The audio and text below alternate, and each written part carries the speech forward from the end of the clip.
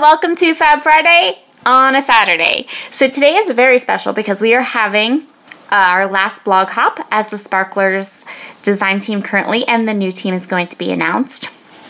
So below you'll find a link to my blog, and you will also find a link to the Speak Mom Scraps blog. So be sure to go ahead and hop over there and hop through all the blogs. You can leave a comment. You can win a $10 store credit. It's going to be tons and tons of fun. So this photo I'm working on today is a 5x7 of my son.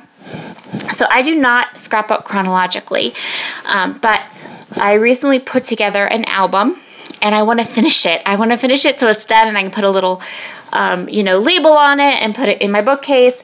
And so I'm trying to work through the older photos. This is from the end of summer, beginning of fall of 2015.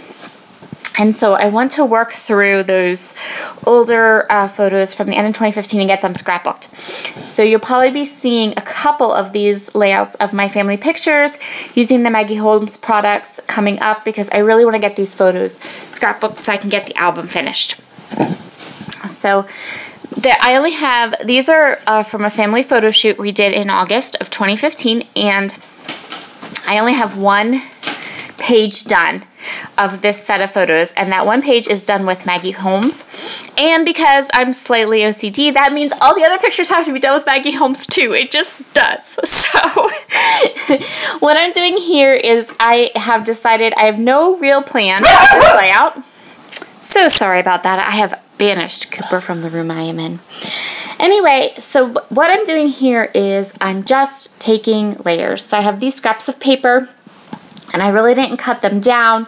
I just layered them up behind my photo and behind my layout. And I'm going to go ahead, and I know I want to incorporate cork into this layout, so I'm adding some cork embellishments from these cut apart sheets. And I have the camera and that little sweetheart, and now I'm just kind of fiddling with those layers to decide how I want them to be. Now, I know I want to put a pop of yellow, so my plan is to use those Too Cool For You sequins and put some of the aqua ones up at the top and put some of the yellow ones down at the bottom. Now I'm going to go ahead and I'm going to hit everything with some vintage photo distress ink and get those layers down. Now I'm going to go ahead and add some cork embellishments. I added cork arrows and cork ampersands.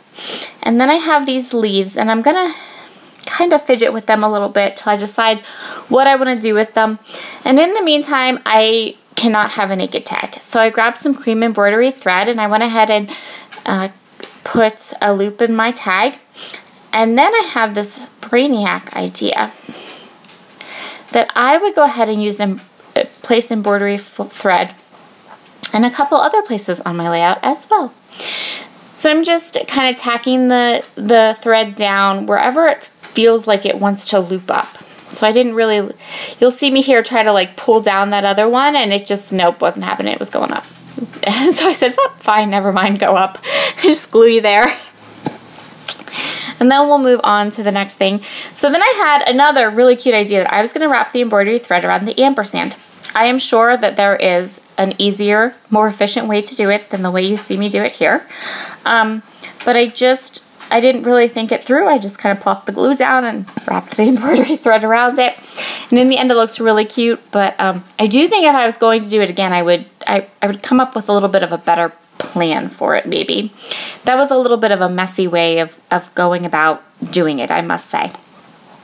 Maybe a small glue dot on the back would be a little bit easier. Maybe just no glue on the back and just wrap it around. Anyway, but I love how this ampersand turned out, and so I'm sure I'll be doing it again and coming up with a better technique for wrapping the embroidery thread around the ampersand. And then I'm just going to place it right there into the corner. And then I'm going to add some more loopy embroidery thread to the top around my love.